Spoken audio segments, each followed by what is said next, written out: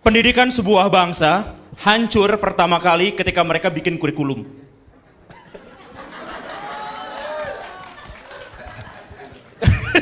Tapi nanti kita ini ya, maksud saya gini, sekolah itu diambil dari kata artinya tuh waktu luang, skos. Jadi orang-orang Yunani kuno dulu di sana. Jadi sekolah itu sebenarnya adalah waktu luang, bukan waktu belajar. Jadi ketika anak-anak punya waktu luang, disitulah sekolahnya. Nah, tetapi pada waktu luang itu anak-anak berkumpul di sekitar para filosof. Di antaranya pada waktu itu adalah Socrates yang menjadi nabinya pada waktu itu. Kenapa mic saya mati-matiin?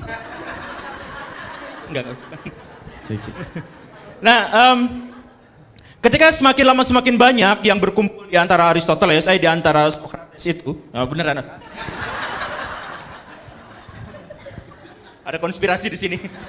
Sejak saya mengatakan tadi, nggak mau. Ada sianidanya di situ.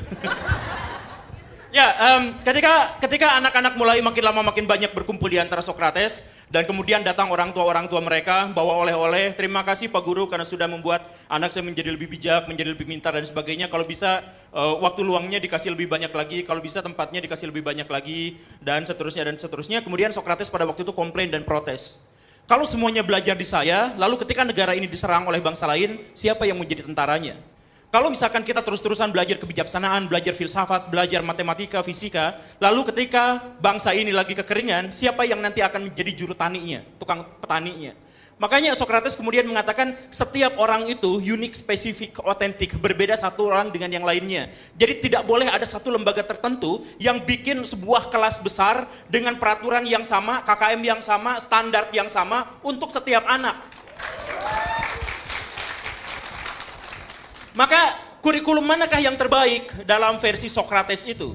Kurikulum yang terbaik itu adalah bukan ketika setiap sekolah berkampanye mempromosikan, kami bawa kurikulum semacam ini, kami bawa kurikulum semacam ini kurikulum ini keren loh seperti itu. Bukan, kurikulum yang terbaik itu adalah yang mengakomodasi personalisasi setiap siswa, setiap orang. Jadi kurikulum dibuat setelah tahu karakteristik anak seperti apa.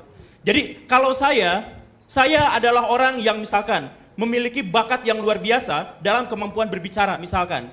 Ya udah kembangkan di situ dan jangan disuruh untuk menyanyi. Karena apa? Itu merusak telinga orang. jadi maksudnya, nah ini di Indonesia awalnya kurikulum itu berbasis pada materi. Tetapi kemudian sadar atas pernyataan bahwa Socrates itu benar, kemudian kurikulum berganti menjadi berbasis pada kompetensi. Jadi berbasis pada kompetensi itu adalah bahwa bukan kurikulum besar yang harus menaungi banyak orang seluruh Indonesia, bukan. Tetapi lihat dulu kompetensi setiap orang, kompetensi setiap sekolah, apa latar dari sebuah sekolah, di mana dia berada, faktor geografisnya seperti apa, lalu pembelajaran dibuat dari acuan-acuan itu. Nah, jadi kurikulum merdeka itu sebenarnya adalah kelanjutan panjang dari kurikulum berbasis kompetensi. Di mana setiap sekolah merdekakan kalian untuk bikin pembelajaran yang seperti apa, yang disesuaikan, yang direlevansikan dengan realitas yang ada pada waktu itu. Gitu. Makanya salah satu ciri dari kurikulum merdeka itu adalah personalisasi yang tadi itu. Jadi kalau misalkan tadi ada banyak sekali pertanyaan, ini kenapa saya jadi jubirnya kementerian? Terima kasih loh Pak. Tapi maksud saya, kalau misalkan banyak sekali guru-guru di Indonesia yang mengalami keresahan, kami sekarang dikasih banyak proyek, ada kewajiban begini dan begitu dengan administrasi yang banyak dan sebagainya, abaikan itu semua. Balik. Kurikulum merdeka itu adalah lihat situasi sekolah, lihat situasi anak, bagaimana itu, lalu kita bikin base-nya tuh dari situ. Proyek-proyek itu dimulainya dari situ. Bukan dimulai dari sekolah nanti harus ngikut kurikulum yang ditentukan sama pemerintah, bukan. Pemerintah justru membuat kurikulum yang mengakomodasi kemerdekaan setiap sekolah, institusi pendidikan, guru, bahkan siswa. Begitu ya Bu ya? Well said. Ya. Gaji Bu.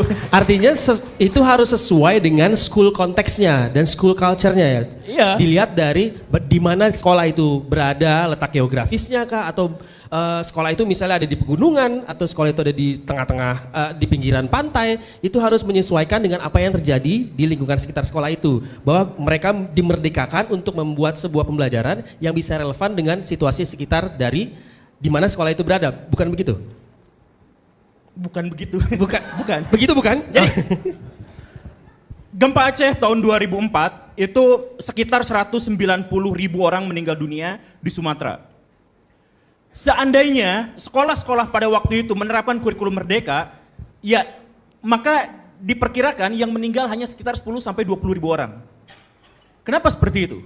Karena kurikulum berbasis pada letak geografis misalkan, bahwa kita tahu ada di pinggiran lempeng benua, bahwa kita tahu ada di pinggir laut yang aktif, bahwa kita tahu bahwa ini sangat berpotensi untuk tsunami, maka mitigasi bencana seharusnya dilaksanakan sejak awal di sekolah-sekolah di Aceh. Tetapi tidak pernah dilaksanakan itu. Sehingga yang terjadi apa? Yang terjadi adalah, saya mohon maaf dengan segala keprihatinan, 190.000 orang meninggal sia-sia. Gara-gara mereka tidak mengetahui apa yang harus dilakukan, dan sekolah-sekolah tidak pernah mengajarkan seandainya di sana terjadi bencana alam.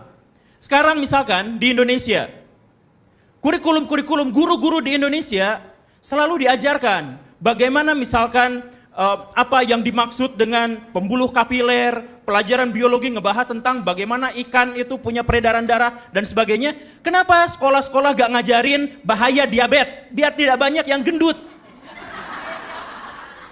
Nah, jadi berbasis pada kompetensi, kan sekarang Indonesia nomor 4 diabetesnya di seluruh dunia, obesitasnya terbesar. Nah, karena itu sekolah-sekolah daripada belajar sistem peredaran darah ikan, mendingan belajar tentang bagaimana bahayanya obesitas. Itu kurikulum merdeka.